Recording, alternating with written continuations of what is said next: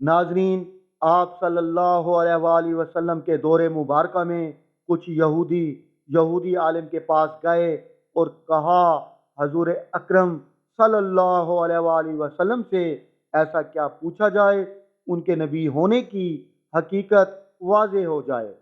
یہودی عالم نے 3 سوال پوچھنے کا کہا، جن میں ایک سوال اصحاب کاف کے متعلق تھا۔ اللہ رب العزت نے اس کا جواب آپ صلی اللہ علیہ وآلہ وسلم کو قرآن مجید کی سورۃ کاف میں مکمل وضاحت کے ساتھ بیان کیا ہے۔ ناظرین، جب یہودیوں نے رومی حکومت کے خلاف بغاوت کی تو اس کے رد عمل میں رومی بادشاہ نے یروشلم اور فلسطین پر حملہ کر کے اسے مکمل تباہ کر دیا، حتیٰ کہ بیت المقدس کو بھی اس نے مکمل تباہ کر دیا اور 1.5 لاکھ یہودیوں کو قتل کروا دیا۔ جو یہودی بچے وہ ڈر کے مارے فلسطین چھوڑ کر چلے گئے اور یوں پیچھے فلسطین میں حضرت عیسیٰ کے پیروکار رہ گئے۔ اس زمانے میں دقیانوس بادشاہ کی حکومت تھی، جو کہ رومی تھا اور بت پرست تھا۔ اس نے عیسائیوں پر ظلم و ستم شروع کر دیا، یہاں تک کہ اس نے حضرت عیسیٰ کے ماننے والوں کو اپنے دربار میں بلا لیا اور کہا، میں تمہیں چند دن کی مہلت دیتا ہوں کہ تم اپنے نئے دین یعنی عیسائیت سے باز آ جاؤ، ورنہ میں تمہیں قتل کروا دوں گا۔ ناظرین، یہ نوجوان دراصل اصحاب کہف تھے۔ جب انہوں نے یہ دھمکی سنی تو پریشان ہو گئے، کیونکہ وہ اس سے لڑنے کی طاقت نہیں رکھتے تھے اور نہ ہی اب اس شہر میں رہ کر عیسائی تعلیمات کو جاری رکھ سکتے تھے۔ چنانچہ انہوں نے شہر چھوڑ کر کہیں بھاگ جانے کا فیصلہ کیا اور اللہ پاک کی ذات پر بھروسہ کر کے شہر سے نکل گئے، یہ سوچتے ہوئے اللہ رب العزت ہی ہمارے لیے اب کوئی فیصلہ کرے گا اور ہمارے لیے کوئی نیا راستہ بنائے گا، یہاں تک کہ وہ ایک غار میں چھپ گئے اور وہیں سو گئے۔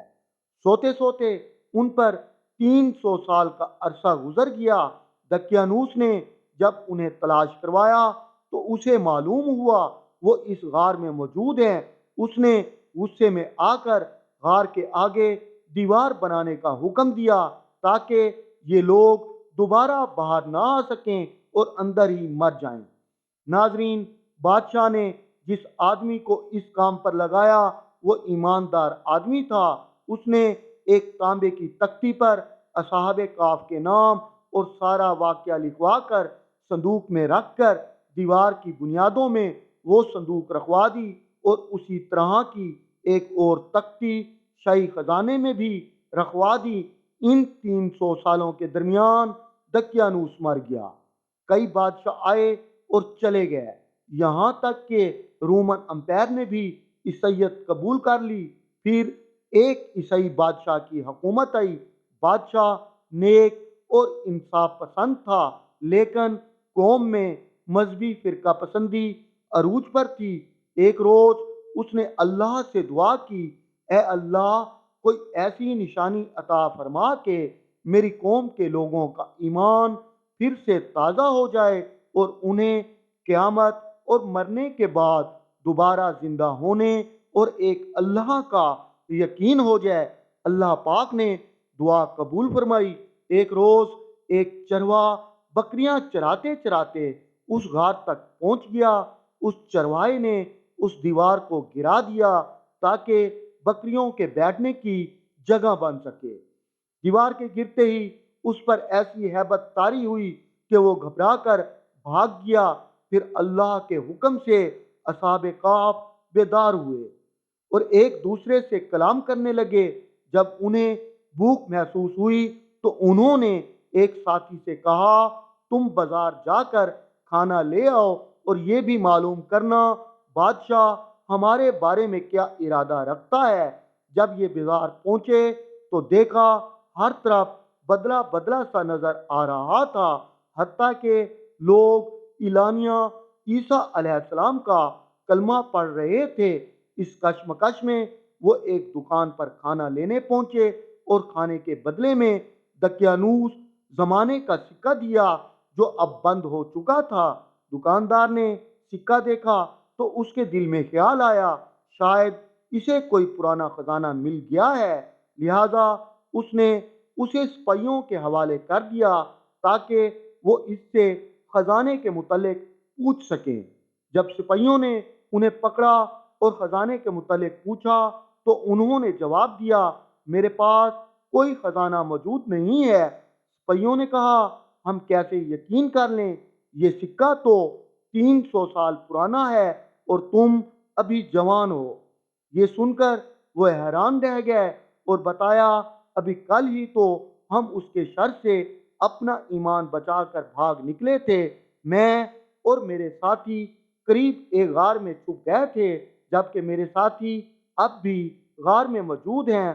तुम मेरे साथ चलकर उन्हें खुद क्यों नहीं देख लेते? जब सिपाही और शहर के लोग उस गार के करीब पहुंचे तो असहाबे काफ इस इंतजार में थे कि उनके साथी ने आने में देर लगा दी, शायद बादशाह ने उन्हें गिरफ्तार ना करवा लिया हो। जब गार के करीब शोर सुनाई देने लगा तो असहाबे काफ समझने लगे, दक्यानूस की फौज हमारा ताक़ुब करके गार तक आ पहुंची है। लिहाजा वो लोग अल्लाह पाक के जिक्र में मसरूफ हो गए।